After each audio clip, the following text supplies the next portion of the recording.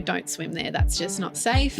Went against that advice, stripped down to his budgie smugglers. You see him entering the water, enticing his Rottweiler pet Molly into the water, and within seconds has an interaction with a very large saltwater crocodile. It did grab him on the leg, let him go, went straight for the dog. I found my first job randomly in Hervey Bay working at CFM, which was the local radio station. And I think that's where I really honed and understood that I had this real passion for storytelling, and I was learning how to craft a story and get messaging right for listeners and just do some really fun creative stuff. You've now kind of collected that passion from him, and that's kind of gone through you, and now you're outputting that into the croc space, through the organisation Croc. Yeah, I mean, Bob's, I think he'll probably kill me for saying this. So storytelling, really big thing to you and for you. Could you maybe give us some framework on storytelling and kind of go a little bit deeper into storytelling? You say it's important. Can I hear why it's important? Why do you think it's important? And then how does someone tell a good story?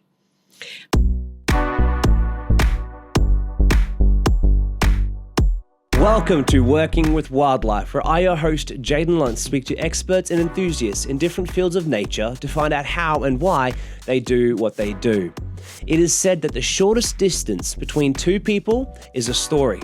Stories shape culture, and culture shapes change. And in the conservation and wildlife world, there are often differing opinions on what is right and what is wrong, how dangerous a piece of wildlife is, or how much danger wildlife is in. So in this conversation, we're going to be learning how to tell better stories, as well as talking about crocodiles, the organization Croc, that's CROC. We're going to be talking about purpose, passion, and learning about the life story of today's guest, who is also the author of the Last Crocodile Hunter, which the book itself talks about the life story of the world-famous conservationist Bob Irwin. She has worked in wildlife marketing and advocacy for almost 2 decades. So without further ado, please welcome to the show, Amanda French. Thank you very much for coming on to today's show.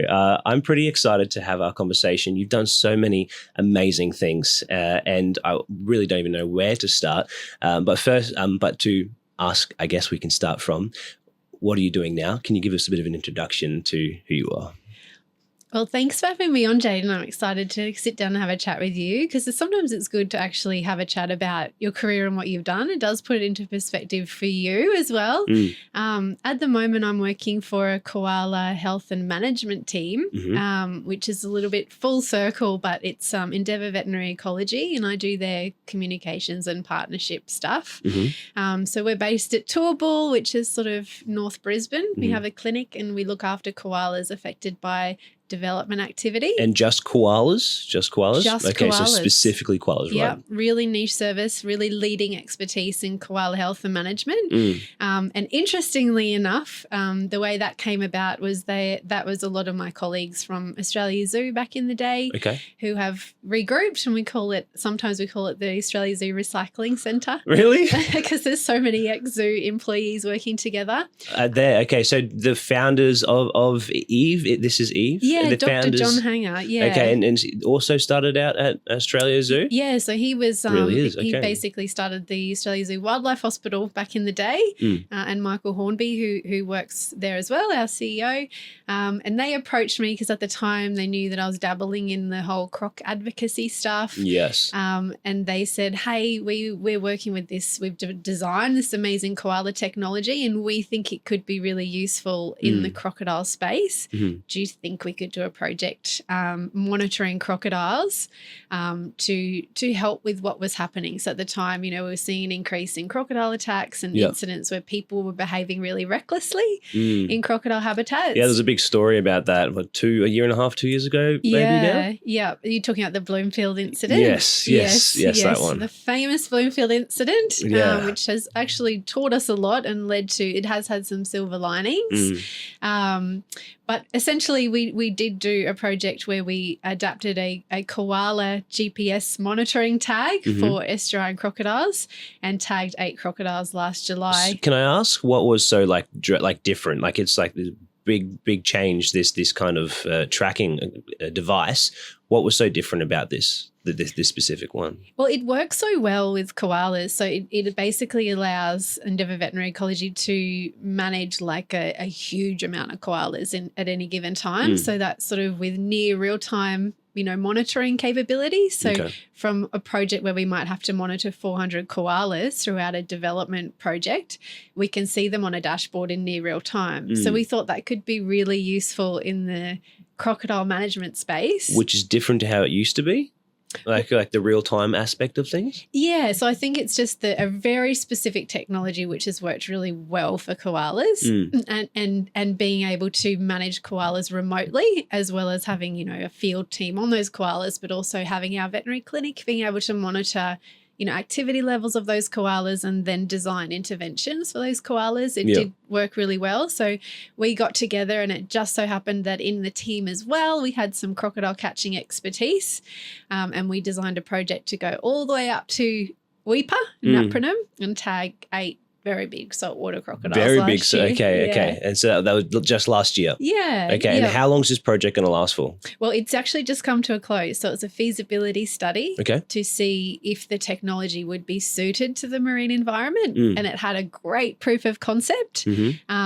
But the Queensland government essentially decided that, there was probably some other fitting technologies that they would like to utilise first and foremost. But what it's led to is some really exciting initiatives with the Indigenous rangers that we were working with in Napranum, which has really led to them, designing their own, I guess, community identified program to mitigate the risk of crocodile attacks in the community. So even though the project, has come to a close, it's been really great to see continuation of that work with the Indigenous rangers in Napranum. Okay, and just working with this, with the Indigenous rangers, Napranum, first off, Napranum is far north Queensland? Yeah, Napranum. So it's just outside of Weipa. It's an Indigenous community, and there's a lot of crocodiles in the community. So I think the Indigenous rangers and the team up there were really wanting to do more, instead of it being a situation where, there'd been quite a few instances of crocodiles taking community dogs from the beaches, and once those crocodiles are habituated, they do tend to lose their fear of people. And so crocodiles were being taken out of the environment as a management strategy. And that's, I guess, under the Queensland Crocodile Management Plan. That is the solution, unfortunately, when it does come to that. But we were working with those rangers, and have since been working with those rangers to design some alternatives to do something much more proactive. So how do we stop that habituation happening first and foremost? Yeah, okay. And one of those initiatives is to do an animal management strategy with those community dogs. So a desexing program in the community. Okay.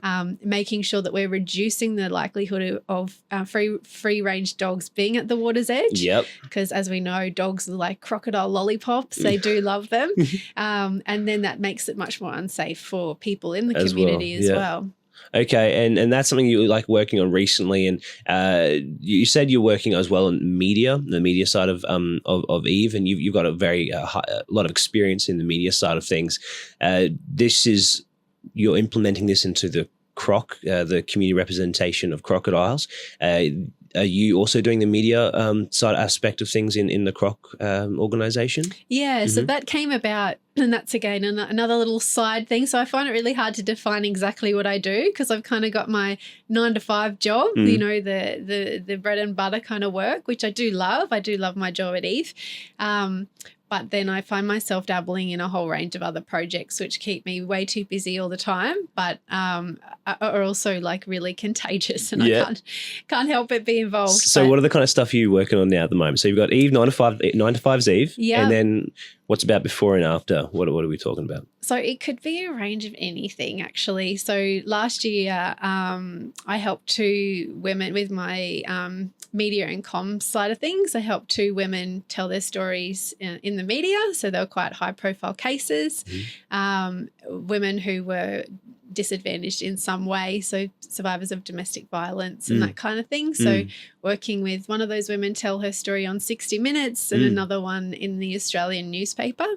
So that's sort of, another voluntary aspect of what I do. And then, of course, running Croc alongside Matt Cornish and the rest of the team Yes. has become a real passion because, we've really I guess tapped into the whole aspect of changing community perspectives through utilising media to give a more factual representation of crocodiles. And would you say this fascination, this interest in crocodiles, is that kind of stemmed from your work with Bob Irwin?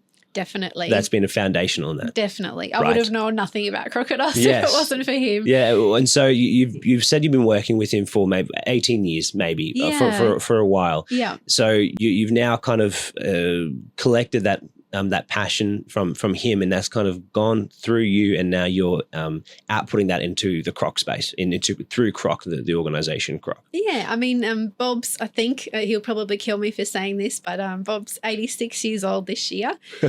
So, rightfully, he has a right to retire and step away from the limelight, which he's always hated. But it's had its silver linings where he's realised that it's had the ability to help causes and advocacy for people. And I think one of the saddest things for all of us, and especially me, was not being able to clone Bob when he decided that he wanted to, hang up his hat and step away. Yeah. Because, there wasn't that kind of grassroots advocate that sort of embodied everything Bob did once he decided to step away. And it became really difficult. The media would still call me and say, there's been a crocodile incident. Can Bob comment? And I'd be like, unfortunately, no, he's not available. And who else could do that was sort of like, that could sort of speak on those matters and have the same impact? It became really difficult. And I know, there were some other, Croc awareness kind of groups that had existed. Okay. But after this really high profile incident in Bloomfield, which really did rattle the community. Some bones. Could you say just quick as continue, what is this Bloomfield incident? Because I know that we both know what's going on, but for the listeners and watchers who might not know, what is this Bloomfield incident? Yeah, so I think it was in February 2023. A tourist from Darwin entered the Ayton boat ramp in an Indigenous community of Wudjal. He first of all put a GoPro on the boat ramp, walked past a massive crocodile warning sign which said "Do not swim," and was actually told by a local ranger, don't swim there. That's just not safe. Went against that advice, stripped down to his budgie smugglers. You see him entering the water, enticing his Rottweiler pet Molly into the water, and within seconds has an interaction with a very large saltwater crocodile. It did grab him on the leg, let him go, went straight for the dog. Dog was fatally attacked. Yep. And as a result of that incident, there's obviously a viral video which is now monetized, and from what we understand, a number of crocodiles were killed to get the remains of the dog, because that's unfortunately our crocodile management strategy in Queensland. A number were killed. Yeah. Okay. Because they couldn't find the correct crocodile? Yeah. So as you know, they'll generally shoot crocodiles until they find the remains, especially if there was a person injured, where they have to obtain the remains. But it is, deemed, they are deemed a problem crocodile when there is human crocodile conflict. And our management policy is that animal will be removed from the environment. Yes. And I guess that incident really highlighted what was wrong with that picture. We saw in the media the department spokespeople essentially giving, misinformation to the media. So, we were hearing that the crocodile lunged at the man. He is now a problem crocodile. Okay. It needs to be removed from the environment. But if you actually look at the behavior which led to it, it was human behavior that led to that interaction. It was a man who went against the warnings, who went against the advice, and seemed to be having an intentional incident with that crocodile. That had a really big impact on the Indigenous community in Wudjal because that crocodile was a totem to that community. And what does that mean, right? Okay, so it's had an impact. So this is one situation. This guy set up a camera, a person and a dog. Lots of other crocodiles have been impacted because of that. Not just other wildlife, but also a community has been impacted. What impacts have occurred, and what is a totem species? Yeah, so that was all news to me as well. It was such a huge learning curve, and we started talking to some of the elders in that community. So Auntie Kathleen and Francis Walker really started to advocate. We were having lots of conversations on the phone. They were really upset, and they described that crocodile as like an uncle or a brother. Wow. That it's that strong a connection that it has that impact. It also had an impact on their ability to exercise, their cultural rights and human rights to utilize that waterway, which was what they called their supermarket. So they knew that crocodile. And sometimes we say it's better the croc you know than the one that you don't, because we know another crocodile will always come and take that crocodile's place. So they knew that crocodile's behavior. They knew he hung out at the boat ramp, and they avoided that area. After that crocodile was removed, they didn't feel like it was safe to go down to their supermarket and fish and go down and utilize the waterways in the way that they had. So we worked with those aunties to advocate for that story. What we found was we were writing complaints on behalf of, stakeholders like the aunties to the Department of Environment and Science, who were saying, this falls outside of an intentional element. You need to take that up with the Department of Agriculture and Fisheries. Department of Agriculture and Fisheries was saying you need to take it up with the Department of Environment and Science. So we really reached quite a roadblock, and that's when we turned to media with the help of the aunties and some other traditional owners that sort of, turned to us as well to say, why is nothing being done? Why is this man not being fined for this incident where it has resulted in the loss of, threatened and protected species and culturally significant species? And what we realised was there was actually no framework in the management policy. So what we needed to do was look at that policy and understand what needed to be changed so that if that happened in the future, somebody could get a deterrent or a fine, which would help educate other people that behaviour really, we don't stand for that behaviour. I love how you use the word educate, because educate, and by educate you kind of mean that they'll get a fine. So it's an interesting, that's a funny way of saying education. I love that. And so was there a good outcome out of all this? Do you think there was a good outcome? I think there was some silver lining. So very unfortunate for the pet Rottweiler Molly. Really horrific way to die. A crocodile attack is a horrible way to die. And he did lure the dog into the water. There was a video, which is really unusual, that showcased the entire incident taking place. So it did seem like a very intentional thing to do. We were then outside of out of our depth as far as, what to do from there. And that's where we turned to social media. Oh, no, we turned to the Environmental Defender's Office and landed upon a really, really amazing environmental lawyer called Kirstiana Ward, who essentially looked at the Nature Conservation Act, so the policy that we have in Queensland that protects, all of our wildlife. And she, came to the conclusion that there were some deficits with that needed to change, and that we really needed to see a reckless element that focuses on human behaviour. We can't change a crocodile's behaviour. We can never change a crocodile's behaviour, but we can change human behaviour, people behaviour. And when you look at the statistics and the crocodile attack statistics, we don't have a crocodile attack problem in Australia. We sit lowest in the world across the range of saltwater crocodiles. You've got incidents in India, in Indonesia, which are, in the hundreds every year. And I think it's still sitting in the, I should have refreshed this if I came in, but, in the very, under double, numbers. So when you look at each and every incident as well, it's human behaviour behind each and every attack. It goes against, it's actually really, really easy to avoid getting attacked by a crocodile. And it's generally people that are just pushing that envelope a little bit too far. So it did take us some time. It took us about 2 years. And thank you to Kirstiana's amazing work and team in working and alongside the Queensland government to change those laws. And we've had a reform in Queensland which now has some intentional elements added to that policy. Yep. We can no longer approach a crocodile in a sandbank. It has to be a proximity offence now. Okay. What is the proximity offence? Do you know? 20 metres. 20 metres. And that makes sense because it's like, I used to work with humpback whales. You couldn't intentionally approach. There had to be you had to be within 100 metres if you're in a vessel away from a humpback whale. Otherwise you get a whopping fine.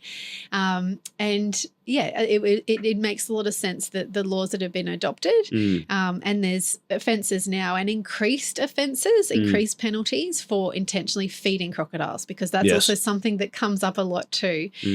With the rise of social media, we're seeing more and more like really reckless videos behaviour, of people doing it for likes and shares, which is really dangerous. One of the things you said in that is that the video was monetized. There's a small company made. Was that a defining factor in the conversations with the Bloomfield situation, because the video was monetized? Is that then evidence of intention? Well, there never was intention proven in that incident, so nothing came of it. And in fact, the monetization side of it, really hasn't come into play. Okay. We believe that the Nature Conservation Act still has a way to go to cover online offences. So we're seeing more videos like the Bloomfield incident where people are out grabbing crocodiles just for, some likes and shares, or just feeding crocodiles, doing really, really dangerous things, baiting crocodiles. And that has a really devastating impact on that animal, because ultimately that animal will be the one that pays the price with its life. Yeah. And so is this happening more than maybe people might realise? Yep. Yeah, so this has happened a lot, because when I say people as well, I'm kind of also talking about myself, because I don't see a lot of this stuff, so I'm not aware of it. But you're saying this is somewhat common.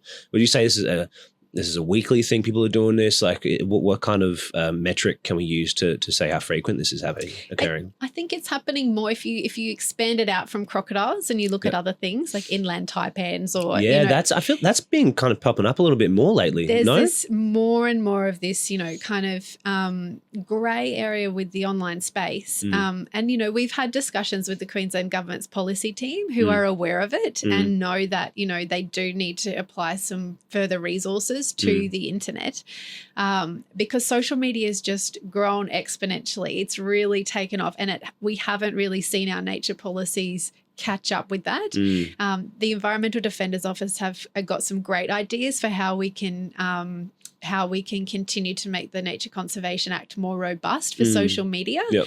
At the moment there's some criminal offences for if, you go and steal a car, you get the fine for stealing the car. Fair. But now they've introduced in Queensland, and I can't remember what it's called, but it's like a reckless element where if then you go and post a video of yourself hooning around in that car, that's an aggravated offence. So the Environmental Defenders Office have developed a bit of a framework for what that might look like with wildlife, and how we're not only breaching, you're not allowed to go and pick up a snake unless you got a permit or there's a good reason to do so. You're not allowed to go and pick up a crocodile in the wild, but, to be able to say that, the video content is equally illegal and that needs to come down, or that's evidence, in a court of law. I think that's what we really need to see, because we are seeing wildlife being harmed, but we are also seeing people being harmed. Additionally. Yeah. And can I ask, how can we, like, is there, do you think there's a conflict of interest or maybe a challenge that's seen in this? What I mean by that is because years past, no social media, people were out there catching wildlife. A bit of like the family that you've worked a lot with Bob Irwin, Steve-O and his family started out where the permits were maybe initially not much of a concern. I mean, I read the book, and so I know that Bob Irwin was still trying to get the necessary permits, but there's still an aspect of not just his family, but families outside of that in early Australian history when social media wasn't a challenge. There was still this going out, catching animals still, and then bringing them back to a park and then being like, hey, this is awesome, check this out, making money from it with the idea of conservation. Is that very different to what people are doing today? What and if so, like what is that difference? Because I think it may be a reasonable argument can be made that some people, not all, but some people are doing this, like the online stuff, could like to bring attention to the awesomeness of it, and it's just the the means of expressing that is now different. Instead of it being at a park where people have to come to you, you bring the park to people through social media. And so that the difference there, and is that kind of in consideration as well with these policies? I think so. And I think, there's a growing momentum. Like I know, everyone in the wildlife education space is trying to do the right thing, but I think there's still a lot of education that needs to be provided to wildlife educators about nature laws. Bob and I talk about it all the time, and he'll say it's the Steve Irwin factor gone wrong because Steve had the experience. I'm not saying wildlife educators, there's a lot of educators that do have that experience. They might be, snake catchers or, wildlife carers in their own right. And we all love herping. We all love wildlife, but you've got to think, who's watching, who's at the end of your social media channel that is, the person that's going to be bitten, or the person that's going to go out and poach those, snakes, which is a huge part of the problem. And if you talk to anybody in the police or in the wildlife space, it is wildlife poaching in Australia is really, really problematic. Full on. And I think the difference is, Steve Irwin had the permits to be able to do those things. And it's really great to see, and this came up at the Darwin Croc Conference actually last year, where a friend of mine, Erin, did a talk about this, is to say, be responsible wildlife educators. If you're going out to rescue a snake and you have a permit to do that, then make that clear. So making it clear. Disclaimer to say, don't try this at home. Yeah. I'm not doing this for likes and shares. I'm rescuing and I'm educating at the same time. And I think there's a real difference with that. And I think, within our industry, we're starting to see a shift with people that are calling out other wildlife educators that are breaching the Nature Conservation Act. And those who are wanting to have a more, hands-off approach as far as their education goes. And that's a little bit controversial. There's certainly people in the industry that probably don't agree with that sentiment. But I think at the end of the day, you've got to think about the wildlife, and, wildlife don't want to be, reefed out of the environment for a photo or for a video, and I think we need to remember that that's why the Nature Conservation Act exists in the first place. I think as well, you can't necessarily stop people, at least at the moment, you can't just stop people from doing so. You said having a bit of a disclaimer is kind of something that is important, that is a valuable thing to have at videos, that kind of thing. Are there any other kind of small things that at least we could take this as an opportunity to be consider this adding to the video? So you've said consider adding a disclaimer. What other things should people be saying or doing in those videos if indeed they're going through or going about it the quote unquote right way? I think it's important to understand the laws in your state. I mean, each state to state has different wildlife policies and laws, but understanding what you need a permit for, whether you need a permit to do filming. Sometimes someone who works in media and communications, where I've wanted to take a documentary crew out to film the RSPCA Wildlife Hospital, and we've been refused a filming permit to do that because sometimes it's really hard to get them. I've worked in,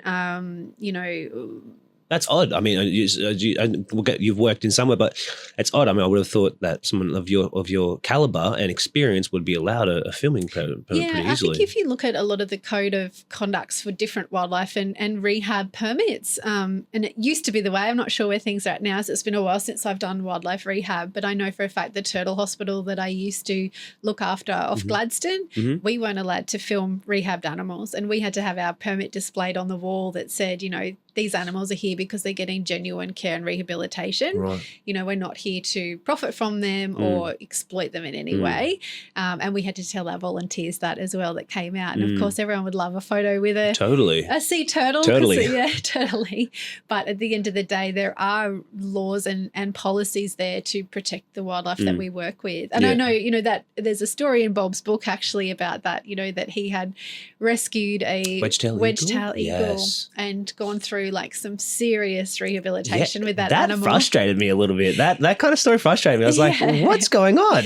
And then he was told he couldn't display that animal. So he found that a difficult, concept at the time, because he did want to educate the public and visitors to the zoo about the plight of that animal who had been shot, and that was what was happening in the wild, that he was wanting to use that as an educational opportunity. Yeah, it was. Maybe it's. I hope it's right for either way. Whether it's right or not for me to be annoyed, I was annoyed. It didn't make sense. I was on Bob's side. You said I kind of cut you off there. You said you worked in a lot of different spaces, or worked in a lot of something. You were saying, sorry. Remember? I can't remember. Neither. That's all right. But yeah, so that the story in Bob's book was quite interesting. Maybe we could even talk a little bit about that, like in that experience, and how you even got to working with Bob Irwin. That's obviously a big part. A lot of people would find that very interesting. That's the Irwin family, well known, well respected, and it's quite an honor to be able to work with them so closely as well. And Bob is quite a stand-up bloke. How did you come about first meeting and working with Bob Irwin? Yeah, it's a bit of a long story, but I was lucky enough at a young age to get a job at Australia Zoo. My career started actually in commercial radio. I always wanted to do marine biology and work with wildlife, but at the end of my schooling, I was in a really bad accident at the end of year 12 where we were on a school camp and a tree fell on us. And in the tent? We're out on we're a day out in the Carnarvon Gorge, and a tree fell and killed our teacher and friend, and injured quite a lot of students. So that was sort of like in the last 2 months of high school where you're getting your final results for your, year 12. And I found that a really difficult time because that was that was kind of the time when there's a lot of pressure put on you to know what you want to do, to apply for uni, to go out into the world and know exactly what career you want to have. And I spent a lot of years really confused and really, not sure about what I was going to do. And I remember putting on my uni application, turning to a friend's sister to fill out my uni application to be like, what do I do? Yeah. And she just chose a Bachelor of Arts. She was just like, oh, just do something, So I think I lasted a year at uni, but I wasn't quite I was still in a really, I think I had a lot of PTSD and everything. Like it was quite. Yeah, that would have been full on. Yeah, it was difficult time. And then I found my first job randomly in Hervey Bay working at CFM, which was the local radio station. And I think that's where I really honed and understood that I had this real passion for storytelling, and I was learning how to craft a story and get messaging right for listeners and just do some really fun creative stuff. How long did you work there for? Oh, it was a couple of years. And this was before radio is what it is now. There's probably a lot more rules. We look back now and go, all the promotions and campaigns we're running were probably really inappropriate. Yeah, really? But it was a really awesome sort of, I don't know, it was just a really great, learning experience in the field. And then after that, I got a job at Australia Zoo, and that was kind of where my two passions kind of merged. I realized I had this creative ability and skill set, and I was able to, work with my passion for wildlife and merge the two and work on these environmentally focused entertainment events. I was running the entertainment in the Crocodile. I was brought in to do the first Steve Irwin Day just after Steve passed. We had these really amazing budgets and built a snowfield in the middle of the zoo. Yeah, wow. Yeah, I remember even we had Jimmy Barnes coming into the Crocodile, and he had on his rider the sound level, and because the kangaroo enclosure was right next to it, we had to go back and be like, you have to keep the sound below 90 decibels. I mean, he's Jimmy Barnes, and he's just like, I don't think I can do that.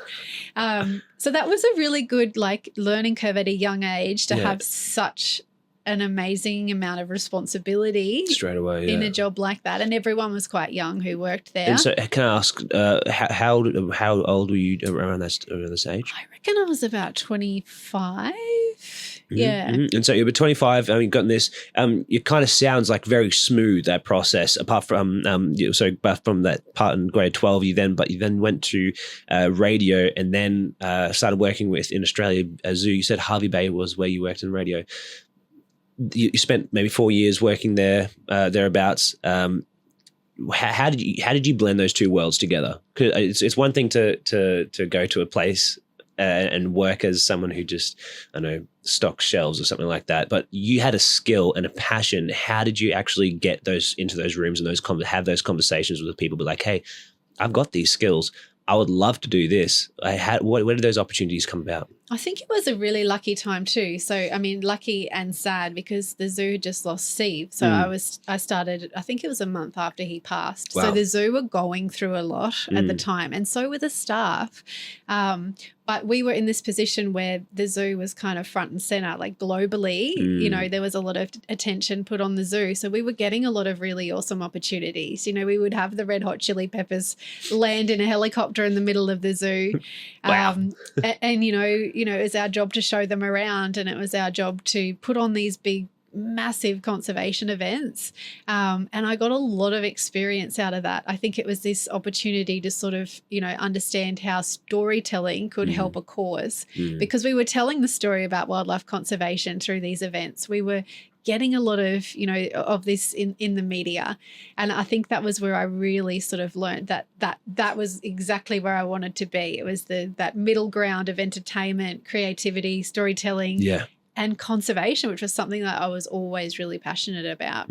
And so storytelling, really big thing to you and for you. Could you maybe for some give us some framework on storytelling and kind of go a little bit deeper into storytelling? You say it's important. Can I hear why it's important? Why do you think it's important? And then how does someone tell a good story? It's important because, like, I guess the way I look at it now is my job. Like, I'm not comfortable being in front of the cameras. That's never been my place of comfort.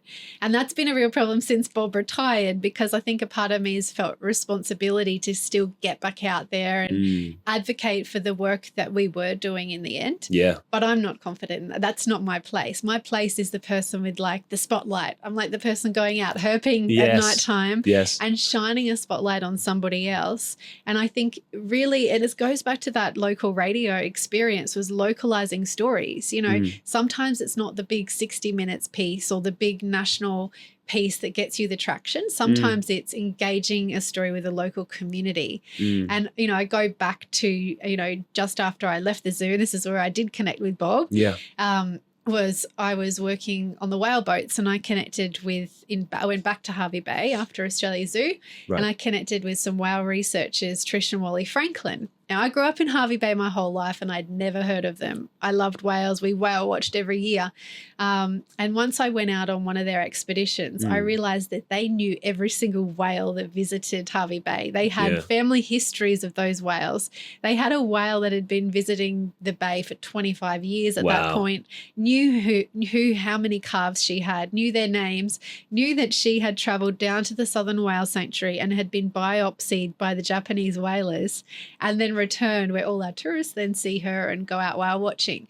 So I knew we had an opportunity with her story. If we could get the local community behind her and embrace her as an ambassador whale for our community, then we would have an opportunity to do something about what was happening in the Southern Whale Sanctuary, where we were seeing whalers enter the protected waters and taking a quota of humpbacks every year. Wow. And you said biopsied. What does that mean? They'd taken a sample. Okay. Yeah. Okay. And that's cool, not cool? Not cool. Okay. So why is this not cool? I think, and I have to take my brain back, but going back, you know, there was some kind of, you know, even though they were whaling, they were saying they were doing it under the guise of scientific research. And so that was part of what they were doing. Okay, so it was like a token effort. Yeah. Okay, so that's a token. Okay, interesting. Okay, and is that still going on now? Oh, I've fallen out of touch a lot with that whole scene. But yeah, it was certainly for at that time that our government wasn't sort of protecting our own, protected sanctuaries the way that they should have been. Yeah.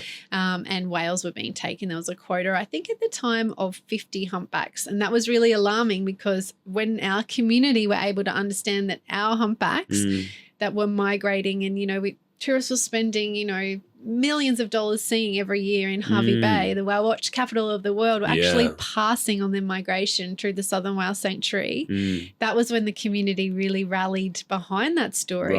And we started to run an annual whale festival and paddle out for whales, which Bob ended up coming up and championing. So that was sort of where the relationship started, where we needed a champion for that cause, and he signed up to that, and we've been working together ever since. Yeah, so that was the first time you worked together, right? Yep. Awesome. Okay, so that was the first time you worked together. So that's a good example of why stories are important. What are for someone to do what you did? You've got a passion for stories, but what makes a good story a good story?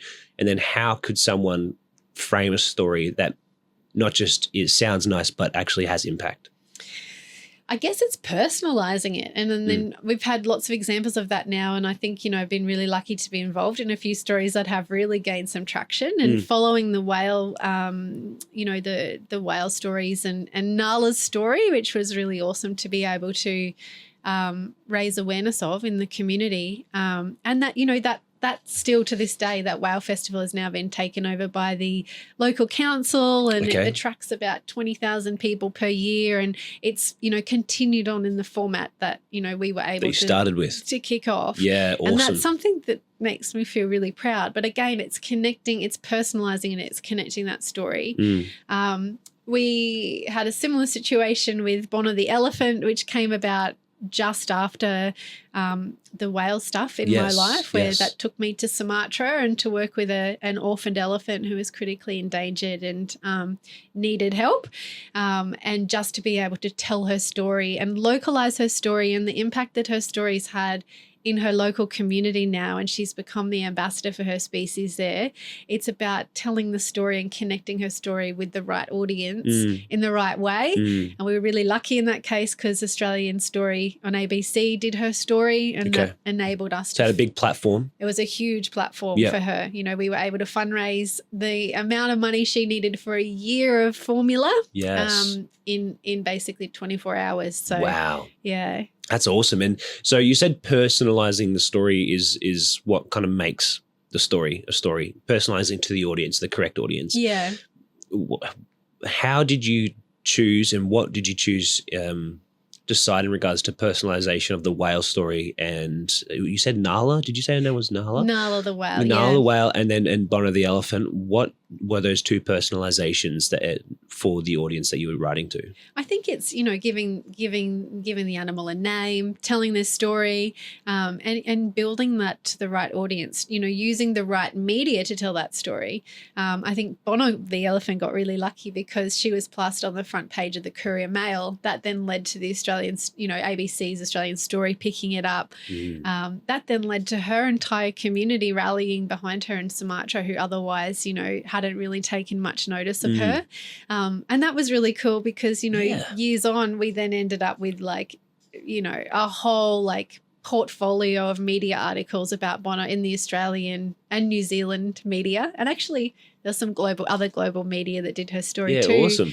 And to take that back to the local schools, like the villages in the middle of Sumatra where there's just a lean-to and, outside where they go to school, and take those laminated articles and show them the importance of their elephants. And what a reach it's had around the world and what a spotlight is now on their community. That was when the kids and the community really started to take interest. Actually switch on. It's really switch on and be like, wow, she's famous, she's really, we really need to protect her. Yeah. And that became really important, and still to this day, they're still working really beautifully with her. Really well. Yeah. I think it brings a bit of hope as well, that it's not so much that people don't care, maybe. It's maybe that don't realize they should care. Yeah. Is that kind of a fair way of assessing that? Yeah. And I mean, somewhere in there, and this is, again, I've got my dates all around the wrong way because it feels like so long ago now, but I was lucky enough to work with the Australian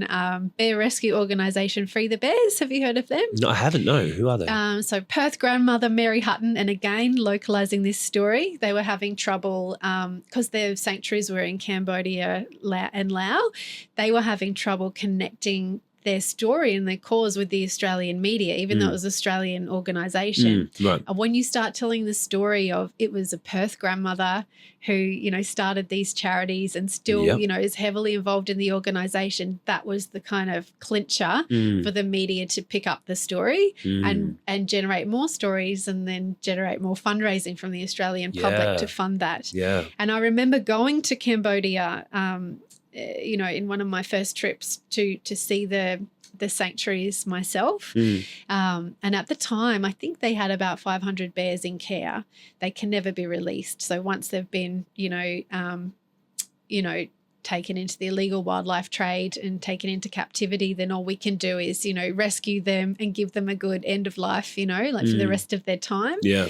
And I remember getting there and feeling really defeated and just feeling a bit, despondent to just think, we were in the process of building Bear House 8, which was another facility where they were building a sanctuary in Laos. So the more bears we were intercepting from illegal poaching, which was an amazing it was a really amazing outcome of what this, amazing organization had done and had, dedicated their life to doing.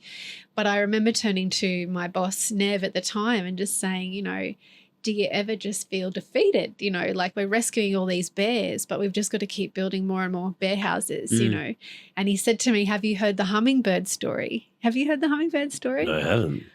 Oh my God, it resonated so much with me because when he told me that, it kind of it aligned with the things that I had been doing as well. So he said there's this story where there's a huge fire that's broken out in the forest and it's raging and all the animals are running out in fear. They feel defeated. They feel powerless. But as they're all running out, there's this hummingbird that's flying backwards and forward to this stream and picking up water in her beak and putting it out on the fire. And there's much bigger animals that could carry more water, like an elephant in its trunk, and do more to put out the fire. And it's that elephant that turns to the hummingbird and says, what are you doing? You can't help. Your wings are too small. Your beak is too tiny. What can you do? And the hummingbird says, I'm doing what I can. And I think that really resonated because, in all of these scenarios, you start out with something and it's very easy to say, this is too big for me. I can't take this on. Same as the first time we flew to Sumatra is we turned up to, anyway, long story short, turned up to get supplements into the country, which we never planned to do. Ended up landing. There was a tiger in the government office where we were to get our permits, right in front of us, having her paws amputated because she'd been caught in a snare. And right next to her was a bear in a cage who was in a 2x1 meter cage, and he was rescued, and that's where he would live forever and a day. So suddenly you're thrust into this situation and it would be very easy to say, this is bigger than me. I can't help. But I think what I really have learned along my journey is it may be something you can do to help. It might be you have a connection to an organization or another charity that can help. Or you might be able to do something by telling her story and connecting the Australian media to that story. Yeah. And that's essentially what I've seen happen again and again and again, and feel like, it is having an impact. There might be just little small rocks that we're moving forward or little things we can do, but you can make a difference. You can make a difference. Yep. Wow. And that story is quite resonating. The fact that it just do what you can. Yep. And then even from that, then other people, maybe even the other animals will see that you're doing something and be like, actually, maybe I can do it. If it is an elephant, then the elephant who can do more sees the courage and then can do more and will do more. That's really cool. That's really awesome. Great. That does give a good picture to it. And I think pictures, I guess, are a pretty important part to stories. And with in regards to frameworks of stories, obviously you got the beginning, middle, and end. Is there a when you're writing a story, because you wrote also with this Bob Irwin's book up the top here, anyone's looking, you wrote that in a pretty short turnaround. It was 6 months. Am I wrong? 6 months. 6 months, which is pretty amazing and well written. I realized it was an enjoyable read, and I mean, I had it was really, really, really nice.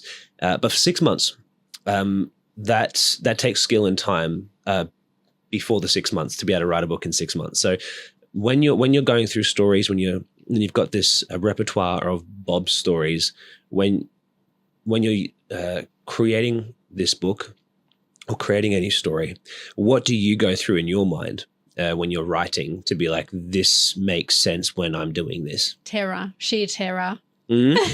Terror. It was horrible. Yeah. It was the worst stress of my life. Yeah, it was full on. It was full on. Yeah, because I didn't know what I was doing. I mean, I wrote media releases and scripts and, radio scripts and all that kind of stuff. So I know how to write, but I'd never written a book, and no one shows you how to do that. And then once I'd been given the green light by the publisher, and the only reason I think I got the green light was I approached her. They'd actually had the book already written by another author.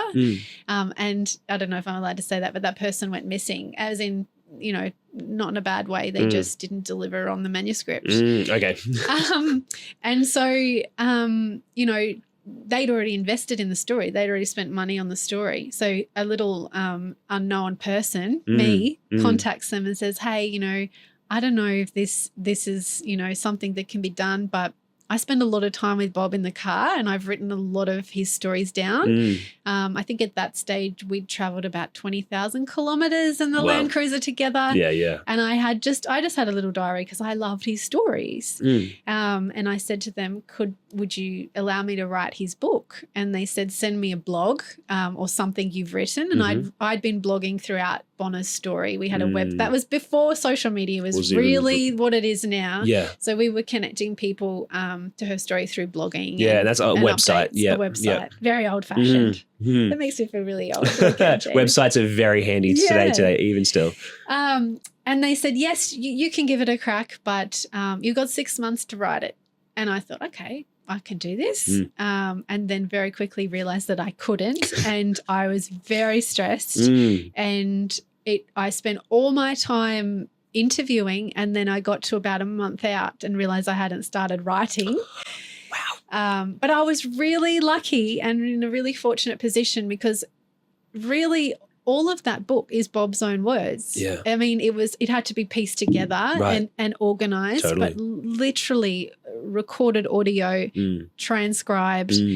That was word for word how he told those stories. Like, they're all his own words. Yeah. They're all his amazing stories. Yeah. There's no, there's nothing on top of that really was the polish and shine. That was just, and that was what was so beautiful about it in the end. Yeah, that it was very authentic. Yeah, but I will never write another book in my life, Jade. Never? No, never. No, it was that intense, yeah? It was that intense, yeah. What did you learn from that experience? Well, I learned that I could do it. Okay, yes. That's awesome. And I think that's the beauty of Bob too. And, he always has made me feel like there's implicit trust, and he's one of those people, and actually talking to a lot of the Croc team who worked with him and Steve back in the day will also say this. He's someone that makes you feel like you can move mountains. Yeah. So I think a lot of that behind that was him saying, backing. You can do it. Yeah. I believe in you. Yeah. And I think that's That'd be so great. We did a lot of stuff together because he always made me feel like, I could do it. And that's been hard since he has retired is to, I'm now out in the world on my own. Whereas before, a lot of the stuff we were doing was together. Yeah, as a team kind of thing. As a team. Yeah. So I feel like I've lost my little motivation buddy. Yeah. And he seems like a very supportive guy, a very supportive gentleman. And so you learned that you could do it. What did you learn about Bob through that process of writing that book? Because you had to go pretty deep. What did you learn through that? I think what I learned was that he's such an extraordinary human, and I guess, and I reflect on this a lot lately. I think I told you at the start about the accident that I was in, and I'd been through that really sort of traumatic grief process, although it wasn't quite what he'd been through with the loss of his son and the loss of his wife and the loss of actually a lot of other things, since. Through that, yeah. We really did connect on that level of grief and me understanding in a way I think what he had been through and what the process of grief can be like. And I think that's what kind of made it easy to understand the book and how to piece the book together, because he's just, risen above so much to still be out there helping people, which at the time when I really did connect with him, he just kicked off his foundation, which is now doesn't exist anymore. Yeah. But he's just sort of this ordinary person who's done extraordinary things and remains so humble. And even now, you know, there's been talks of making the book into a TV series and all kinds of things. And he's just like, what does anyone want anything? He didn't think anyone would ever read it. Yeah, even with the book. Yeah. I've heard a lot of good comments on it. So it's a great book. He's like, I'm just a grain of sand. No one would want to read about me. But I think what was happening in the background was a lot of the people that had worked with him, who I was traveling with also at the time, were just like, you've got to preserve his legacy. Like for all of us, like it has to be written down because he's inspired so many people. And I think what people, you know, probably don't realize is Steve was about 30 years old before anyone knew about him. Yeah. Before the cameras started rolling. There was 30 years of like really grassroots. Yeah. Amazing, like rudimentary catching crocodiles in the middle of nowhere and stories that still probably to this day nobody really knows about. Yeah, and that's quite something. I think that's I think that's a good point to make, is because maybe even for myself, but for people in general, you see a lot of this great stuff that people are doing with online, and like you do it when you're young. You have to do it when you're young, and if you don't get this before you're 23, then it's a waste. But or you're not going to get there. But the time that it took to then become the kind of man that he was, and that people grew to love. It took time, and it really became when he was 30. And so that's a really awesome point I think that you made. In that as well, in the book process, what did you learn about yourself? You learned some things, but what did you learn about yourself through that process? I think that anything is possible. And then it goes back to like, you know, what I was saying about high school and university. I wish I could go back to my 16, 17-year-old self, and I still say this to anyone that's sort of at the end of that schooling process now, you don't actually have to know right now what you want to do. Like I think I'm nearly 40, which I said to you before, which I'm not happy about. But, you know, so many people change careers so often. You know, we might start out doing something and that importance is placed on kids so young to be like, you've got to know what you want to do. But it can be such an evolution and process. And I think through writing the book, I mean, one thing that comes up a lot with people who probably don't quite understand what I do will say to me, you need to get paid for what you do. Why do you do this? You know, you're always helping people. You're always volunteering your time, you know, with the Croc Group or helping someone else, you know, get their story in the media. And it's like people don't realize what that gives back. Yeah. And all the amazing experiences that I've had just by cracking that door open and saying, I'll do that. Because if I'd have just stayed and done my 9-to-5 job, if I'd have just stayed at the radio station and worked there full time, I would have got my skills in radio. Yeah. But all these other things have been like a creative playground. Yeah. And that's the challenge that I feel writing the book, working on documentaries, doing all the other stuff is like even what you're doing now with the podcast, right? You're learning and honing a new skill because you're giving it a crack. And that's what I feel like I've got out of it. And if I hadn't I'd never been to Sumatra and learned how to do engagement with communities. Yeah. I'd never have traveled half the places that I've been and learned how to, you know, write a book or do an interview or whatever it is. So yeah, that's awesome. I'm really grateful because I feel the gift that Bob has given me and you couldn't pay me. Like there'd be no money in the world that you could pay me that would equate to the joy that I've got out of it and the experiences that I've had that I will never in this lifetime forget. Yeah, and that's amazing. And you said as well, like when grade 12, it feels like a lot of pressure to know what you're doing. And maybe you could speak to like a person who is just at the end of school, but I think that kind of extends more than just when you're finishing school. I think that extends still into your 20s. Yeah. Maybe speaking personally as well there, I guess, just being open, just telling the truth. But when you're in grade 12, you've got to figure it out. So what kind of piece could you maybe bring with your knowledge and experience from what you've learned to a person who feels like they've got to know now?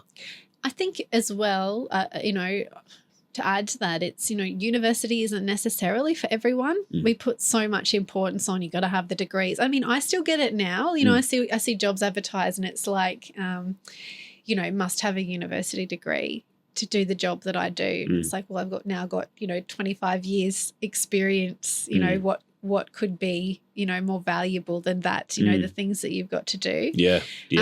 So I think people shouldn't feel bad if they haven't, if that's not their thing, or if it's a trade, or if it's, hands-on experience or apprenticeships. There's so much more that you can do, but that the whole volunteering and seeing what it is that you even want to do first is just as important. If someone wants to go and take 2 years off to go and volunteer their time somewhere or try something else, guarantee you that'll lead to skills and other things and a learning about yourself that you didn't otherwise know you might have had. Yeah. And friendships.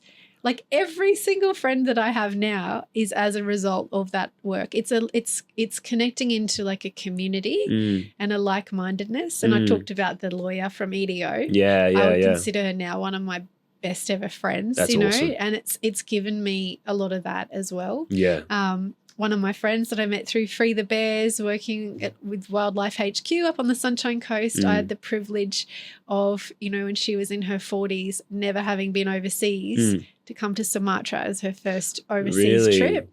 And that's cool. That will stick with me forever. Like the emotion, the feeling, like watching her experience that in such a remote place and part of the world, and sharing that with her and seeing the elephants up close and meeting the community, going to all the schools, that stuff that, you don't just get from going to work. No, you don't see that in the 9 to 5. That's pretty special. That's pretty special. And I can see that you feel quite, privileged is a good word to use. You understand the pleasure and the amazement of what you've done. Yeah. The joy of that. And that's really, really nice. And don't stick to the 9 to 5. Maybe not always. And it's okay to volunteer your time is what I'm hearing. Give it a go. Yeah. Give it a go. Now you've had all these amazing experiences. And can I ask, what were you, if we step back a couple years, only a couple, what was your kid life like? Did you grow up around wildlife? What were you playing with Lego? Were you climbing trees? What were you doing? What was going on? No, I feel like I missed out. Yeah? I feel like it wasn't until meeting Bob and getting involved, at that young age that, my nana loved wildlife. Yeah. And she always was, raising little birds and things like that. And that was always in me as a kid. I loved wildlife. I loved going to all the wildlife parks. I always thought that's what I wanted to do with my life. Yeah. But it wasn't until I met someone equally like-minded, like Bob. I'd never been camping apart from in the backyard with my dog, in a tent, until I met him. And I that's think a big jump. It opened up my eyes. And I think too, so go back to the accident where I was in the Carnarvon Gorge and terrified of the outdoors after that, terrified of trees falling and never wanting to get back out in nature. That had the ability to turn me off that for the rest of my life. Yeah. And so thankful that over time and through Bob taking me out, driving down to Broken Hill and camping on a property and seeing things for what, through his eyes, through his lens, where he'd get excited about these cool little ants we were finding, or the way that a spider was sitting in its web and things that I would never otherwise have, thought about. I didn't see him as like someone in his late 70s at that time that I was hanging out with. I saw him as a friend. And I remember we were driving somewhere, I think we were driving down the Gillies Highway in far north Queensland once, and he turned to me and he's like, do you think it's really weird that you're interested in hanging out with me? He's like, what is wrong with you? Because I think at the time, I was about 27 or something. And we had a laugh about it, he's like, I could be anyone, you don't know me before you pack up your stuff and go to these remote places with me. Yeah. But it's just a beautiful friendship that, age has no barrier. Yeah. And even when I see him now, he's reclused a little bit since, we've been out and about, because he's not a people person. He's such a hermit, Yeah. And I think I've been the people person that he's needed to connect in with other people. I'd say it's worked out well. It's worked out well. We have something that each, has a deficit, with. Totally. But in my life has been changed as a result of that friendship. Yeah. And now the things that I'm interested in and I'm connected to, that network that we found when we were traveling around is now helping other people. Yeah. You know, the tree kangaroo lady, you know, is working with the turtle vet, and the turtle vet is working with a whole bunch of other people. You know, it's just this really nice community that he's left behind that's so grassroots and so important. Yeah. It's really cool. And how did you, what was the, like, the how did you even, like, get the opportunity to go out and do these trips? How did you even get to, like, working with Bob? Because it's one thing to, you know, just be like, oh yeah, I'm going on trips, but like how did this continue? Why did this continue? Well, I think we just connect. Like we went whale watching, sent him whale watching, didn't realize it was the first time he'd been whale watching, and he got off that boat and he was like, I just got eyeballed by a humpback whale like a meter away from my face. Yeah. And at that time I'd just been working on the boats and experiencing that feeling. I remember waking up one morning and there was a male humpback, a bull whale, under the boat singing, and it was like someone had turned all the stereo on the boat. It was so loud. Really? Wow. And I remember thinking, like, this is like aliens have landed. Like, I just, you know, when you're spending time out there, like, you know, in the middle of the ocean, and this one whale is just sleeping under your boat, and he's singing, it's like, it's beautiful, it's life-changing. Yeah. And then after that, I decided I thought I could go back and work in commercial radio, and I got a job in Brisbane at Triple M. And I felt like I had sold my soul. And suddenly I'm writing all these stories about whales and whaling and Nala and Bonner the elephant and having all this amazing, like, connectedness in my life. Yeah. And then going back and I'm writing a scoop about a celebrity that said something, you know, on air. Yeah. And I just remember feeling like, what have I done? Yeah. You know? What am I doing here? But most people would be so jealous of that experience to have that job because it was such a cool job and it was such a great, you know, opportunity. And I remember ringing up Bob and just saying, like, I can't do this. And he said, well, how about you do something for the foundation? You know, how about you go out into the field and interview all these people that I can't get out to that are asking for my help, and you tell this story. And so I did that. And I think we did that for about a year. I'd go off and meet the people, the tree root carer or the turtle rehab people, write their story, and then Bob would come up after that and we'd do some media. Okay. And that's kind of how it started. Yeah. And how was that funded? Like, through Bob. Bob was able to support it. That's awesome. Yeah. Great. Yeah. Okay. So supported in that, but you again, your skills that you've worked all up until that point allowed you to really take this opportunity.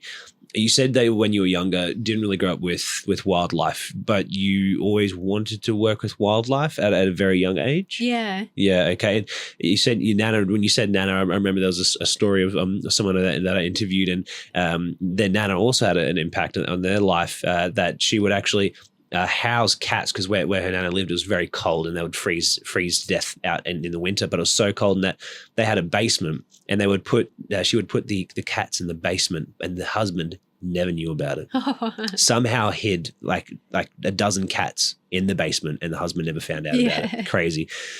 So your Nana was very supportive, and your parents very supportive as well. Like was your friendship groups, was there much wildlife around that, or not really? No, none at all. I think I was, a little bit of a black sheep in the sense that that I was so interested in that. But then again, didn't really have the opportunities to really explore it. There was no, I wasn't really getting involved in anything where I was allowed to sort of fine tune it or anything. But I do remember my poor mum. It was like there had been such an intense process to get to Sumatra for the first time. When we thought we could just send supplements off via a plane and they'd get to her. And then very suddenly we realized we had to accompany those supplements. We had to raise her. We had to feed her, to go live with her for the first, few months. Yeah. And my mum got really sick. She ended up in intensive care. Wow. In hospital the day before I was due to fly out. Wow. And I remember thinking, oh no, what am I going to do? We've got all of this, supplies like heading over there. They've cleared customs. I had to personally, escort them through. And here's my mum, and I can't leave my mum, that she's so unwell. And she was actually coming out of an induced coma. And it's quite a funny story that when I went in to visit her, she couldn't speak. She had all the tubes in, but she was making elephant tusks with her hands because she knew how much that meant to me. Wow. And I knew that was her saying, you go, like, don't miss out. Wow. Don't go. Yeah. That's awesome. So mum's very supportive then. Yeah. Yeah. Awesome. I think they think I'm a bit of an alien though. I think they're just like, where does this all come from? Yeah, it wasn't wasn't me, but they're very proud of you, I'm sure. Yeah. To be able to have done all this. And this is kind of, was there much foundationally, what have you kind of taken from your younger learning years with school, with growing up in this early 20s to then to now? Like something that's, I guess what I'm trying to ask is what do you like a foundational philosophy for how you make decisions? Like what is your personal ethos? Is probably a better way to ask that. What is a personal ethos for you, and where you're trying to go, and what stories you want to create, and who you want to support? Like what are you thinking through when you're making these decisions and creating these amazing stories? I think it just goes back to what I was saying before. It's about connecting in with that like-mindedness and making connect. That's definitely my value that I see that I bring is, kind of like a connector of the dots in some ways. You can make stuff happen. And in fact, it's been apparently there was a meeting with the Queensland government around the crocodile stuff, and I heard that one of the members of the department called me relentless, and it did offend me for about 2 minutes. And then I was like, actually, no, I'm really proud of that. Yeah, that's awesome. You have to be relentless to do the things that I've done, and to see the outcomes that I've seen. There's plenty of people that would be like, no way would I do that. No way would I go there. No way would I take on the Indonesian government and keep trying, because that's hard. Taking on a government sounds hard, let alone, an Indonesian government. Yeah, wow. So many setbacks, but I think it always comes back to, could I sleep at night if I didn't? I think I was saying that story about Dara the tiger with the paws removed and Johnny the sun bear, and he's the perfect example where I had to, before I could get to Bonner's village, we had to go and get a permit from the government office where she was in the township near where she was. And I arrived and I saw this bear, and I asked the rangers, where's he going? And they said, oh, no, he's been rescued. He was in a cage. He was about 4 years old. He'd been in that cage for 2 years. He couldn't even stretch out his body. The cage was so small. It had no flooring. It had no water bowl or food. And around him was a Sumatran tiger roaring from pain because she was, a predator that he would naturally have as a predator. Yeah. And people smoking and talking around in a city on the concrete. And we then took that on because we were like, well, we can't just leave him. Yeah. But that took 2 years to find a home for him because in Sumatra there's no sun bear rescue facility. And that was just, a whole series of turning over every rock we could possibly turn over to find a solution for him and see him out of that cage. But the motivator was coming home and coming back to my everyday life. And that I found that really hard a lot of the time is you've been there, your mind's been open, you've seen all this devastation and trauma, which is what it really was. Yeah. And you've come back to everyday life where you're sitting in traffic or, someone's just at their 9-to-5 job and they're not interested in hearing about that or, they've got their blinkers on and that's all I can think about. While I've been out doing all of this stuff today, Johnny's still been in that cage. The whole time. He's not moved for 2 more years. It took 2 more years. And actually I ended up going to Sumatra, Norway, another story, but let's not go there. And I was watching a documentary stuck home one day in the snow about a French man called Channy who rescued 3 sun bears in Sumatra. He did gibbons, he didn't do some sun bears, and I contacted him. Yeah. Just so happened to catch that episode and he took my bear. Really? So it was a process, and I remember getting a phone call from him. I was on holidays in France and it was actually on Bonner's birthday, Bonner the elephant's birthday, and he said, I just wanted you to know that I just loaded Johnny onto the truck and he will be released into our sanctuary this afternoon. Wow. So that felt very nice. Oh, I was in tears. Yeah. It was an enormous we came close to having a memorandum of understanding about 10 times, and then the government would be like, oh, no, he can't go. He can't go. What was restricting that? Look, they don't like having foreigners come in and telling them what to do. And, we had raised some concerns for them when the Australian Story episode aired about Bonner, because we were highlighting palm oil, deforestation, all of that sort of stuff. Which is big revenue for them, right? Yeah. So they were sort of like, we don't really want you, to come in here and advocate and to change things. Yeah. But, we never thought Johnny would be able to live a normal life. We never thought he would be able to be housed with other bears. We thought he'd be solitary forever because he'd only ever lived in that by cage. himself. And so it's just a small cage too. But he has 3 girlfriends and he lives in a beautiful sanctuary. Right and, on. Yeah, he can stretch his legs and he can look at the clouds and, yeah. So he's doing much better now. It's a happy story, a happy ending to the story. A happier ending than he otherwise would have had. Yeah. Wow. That's sounds like those are that was 3 or 4 like big stories that you've kind of been a part of. Is there, maybe as we kind of we'll kind of slide into, I guess, like a croc in water, we'll slide this conversation into the game in a moment, but is there any other like through all your years of storytelling, community you said was really big. That's kind of seems like you said a dot to dot. You're kind of like the dot to dot person that's connecting people, and I think there's plenty of evidence in what you just said that is very true. For people that are starting out and wanting to get into the wildlife industry, they love it, but they don't know what to do. They don't know where to go. Yeah. Making connections sounds like something that you would say is pretty important, but quality of person and like who you are as a person, is there a certain set of skills you think a person should have or not just work-wise, but also personality-wise that you think is valuable in the industry? I think it's a good question. I still get contacted now by people who want to reach out to Bob that are young and upcomings in the industry, usually young guys that are saying, I want to work with wildlife or I want to work with crocs. Where do I start? That's a common question that we get a lot. People still reach out. Yeah. Fair, but you're a good person to reach out to.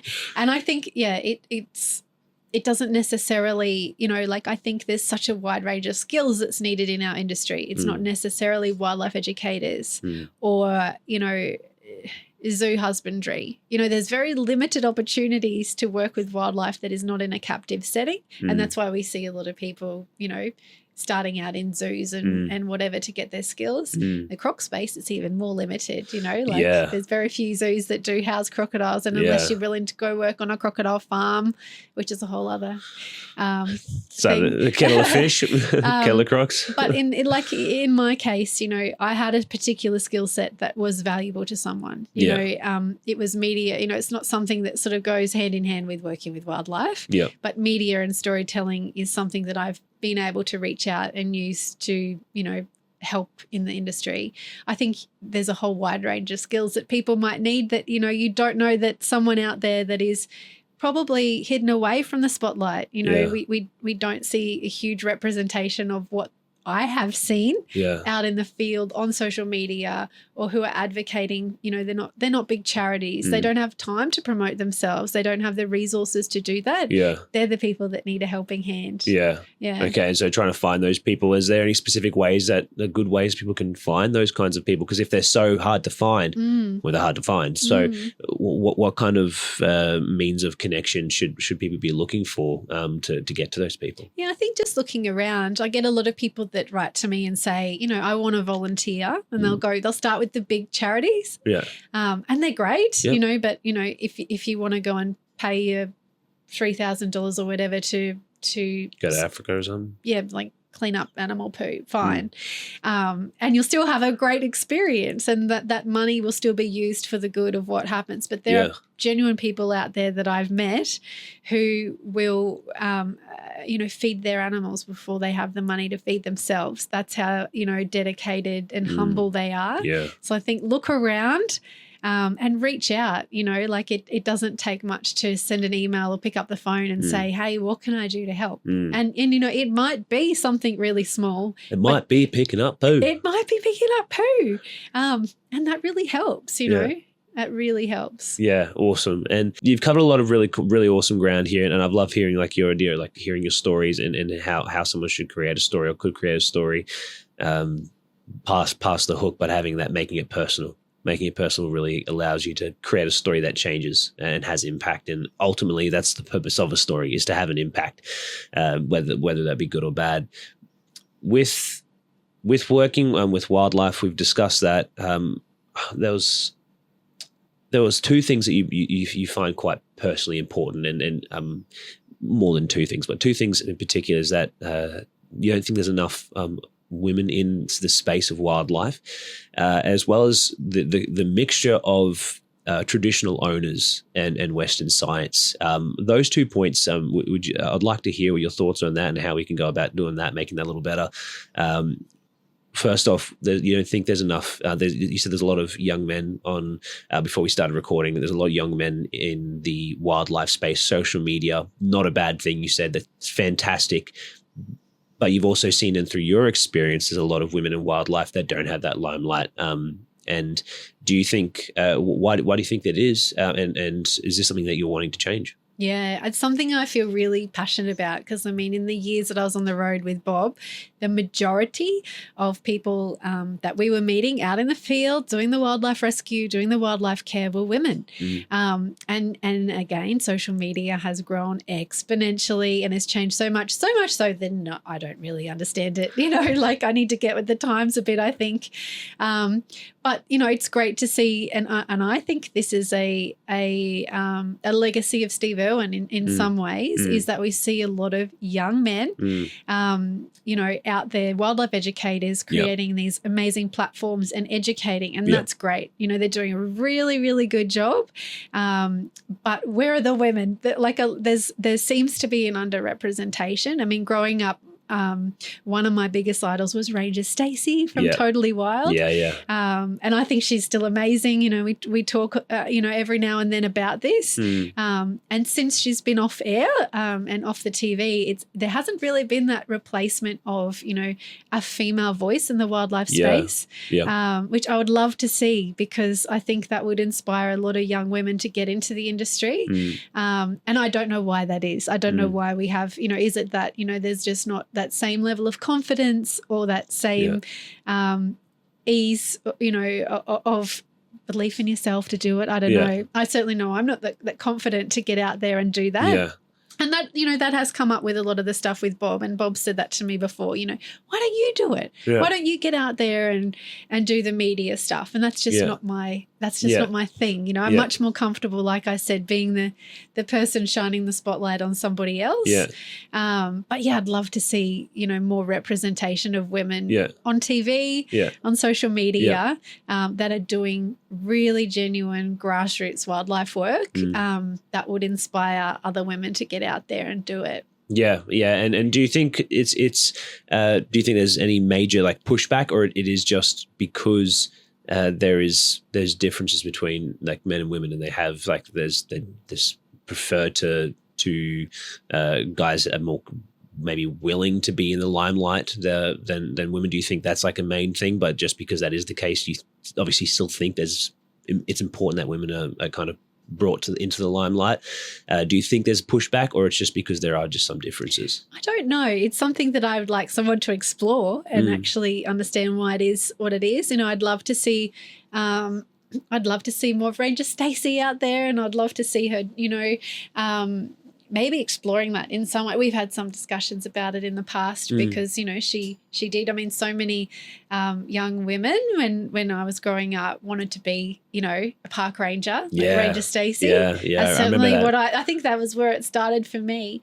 But I don't know why it's the way that it is, but it's certainly not a representation of what I've seen in the field. The majority of people we were meeting in our travels were women doing wildlife research, wildlife care, or wildlife rehab.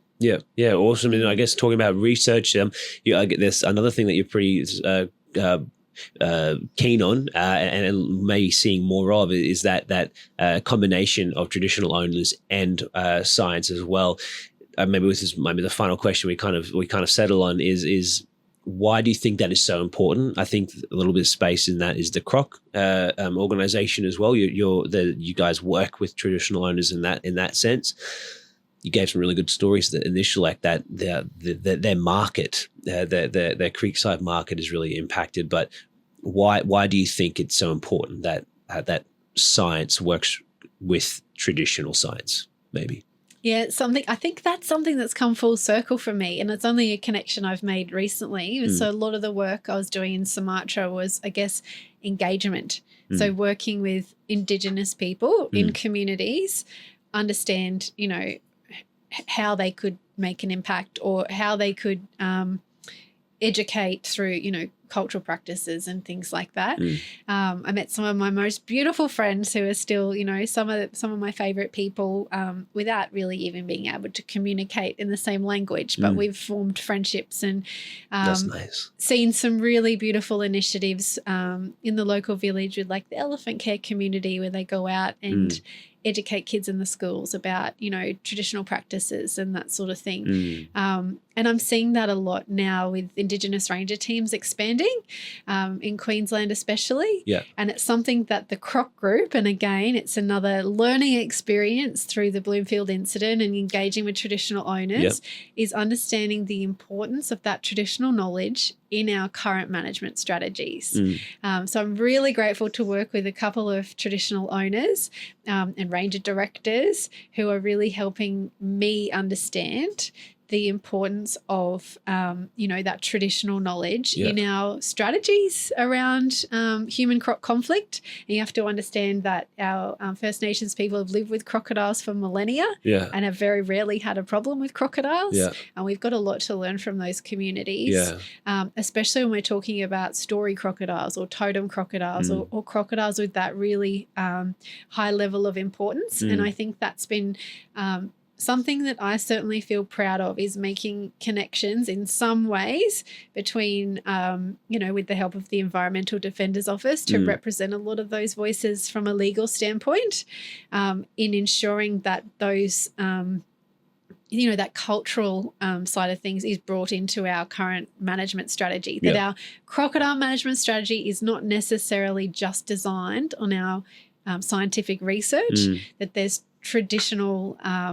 a traditional component, and that we have a representative from totemic traditional owners, for example, and non-totemic traditional owners on crocodile roundtables, for example. What is totemic traditional owners and non-totemic traditional owners? What's the difference there? So in some communities, like Napranum, the community where we did our crocodile research project last year, some members of the community have totemic relationships with crocodiles and some don't. Some might have a totemic relationship to sharks or eagles or whatever else.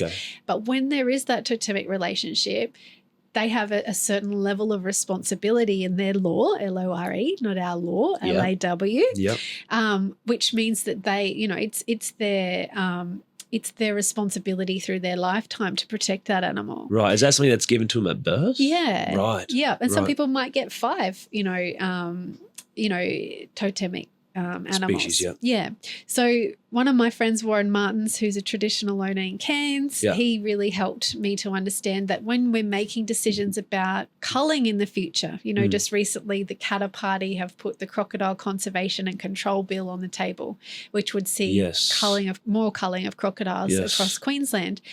When we've got a crocodile roundtable or a consultation group that would basically respond to that, when you've got a traditional owner on that group, it's important to have a traditional owner also that has totemic connections. Otherwise, decisions might not be balanced. So it was really great through Croc that we were able to get Warren Martins on the Crocodile Roundtable last year as a totemic traditional owner. So, we're learning a lot, and I think there's a long way we have to go. Still to go.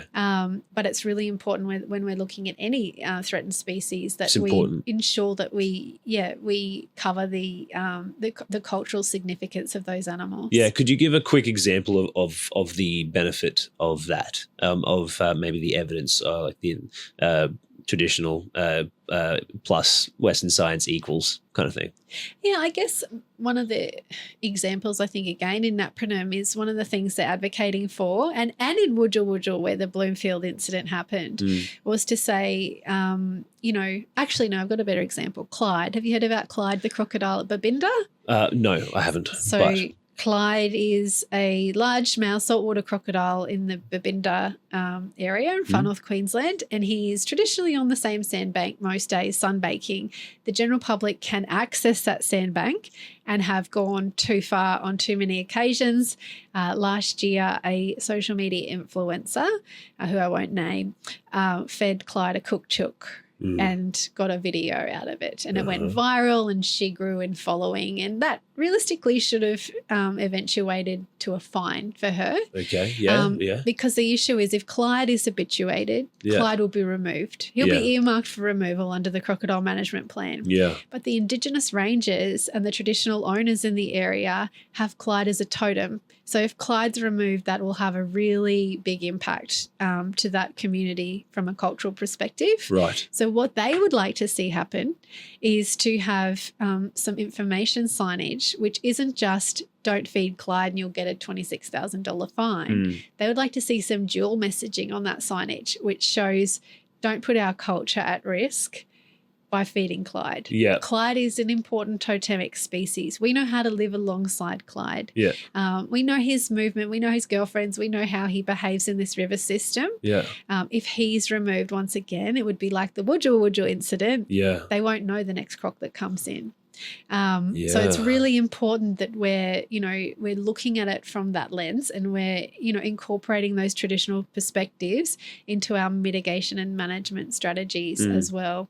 Yeah. And I think it's changing. I do think there's a bit more of a groundswell. And I think the department are also, doing a lot better at working with those perspectives and communities. Yeah, and seeing just again, social media is obviously the main source of news that we all have, but even just through my limited awareness and I am seeing little bits of connection that is evidence of that. Yeah. That is evidence of that, which is really awesome. But are you ready to jump in onto the overrated, underrated game segment? Yes. Are you ready? Can't wait. Okay. So you understand the rules of the game, overrated, underrated. I'm going to give you a statement, question, and then you respond with overrated or underrated. If you think you'd like to break it down, break it down. Okay. Cool. So overrated, underrated. The first one, handwritten journals, considering we are in a digital age. Underrated. Yep. Writing out, I mean, why do you think that is? I would like to know, actually, because you are an expert writer. So why do you think that is? It's where I get most creative. Yeah. There's nothing I love more than being in the jungle, in Sumatra, under my favorite tree, journaling about my day. Yeah. And they are the most precious things that I have. Like, I love reading back on those because you forget, you know? Yeah, totally. Yeah, well, your favorite tree too. Yeah. No, that's awesome. Love it. Overrated, underrated, self-publishing a book. Don't know, haven't done it. Don't know. Rated. Unknown. Overrated, underrated, washing hands after working with animals. I don't know. Overrated. I don't know. Overrated. Cool. Because when you're out in the bush, just thinking even right now on the spot, it'd be a bit hard to wash your hands all the time. So you kind of just have to deal with it, building that good gut health. I get it. Overrated, underrated, telling hard truths in kids' books. Underrated, I think. I think it's really important that we are transparent with the next generation. Because it's their future. They're the ones that can fix the problem. Yeah. That's true. That's really good. Facts. Overrated, underrated. Fifth and final. Going camping. Oh, definitely underrated. And what did you said I didn't know the first part of the story. With this question, I didn't know the first part, what happened in grade 12 for you. But what speaks to you, I think, about camping? Because in these experiences that you've had, to be with Bob Irwin, to hear all these different facts about the animals, what is so nice about camping for you? It's therapy. It's it's that, it sounds ridiculous. So it's being at one with nature, Yeah. And I think one beautiful thing that I love, and there's difference between the type of camping, is when I go camping with all my mates, it's like bring an esky full of beats and, it becomes turning on the stereo, and I hate that type of camping. Yeah. when you go camping with Bob, well, he's a teetotaler. He doesn't drink.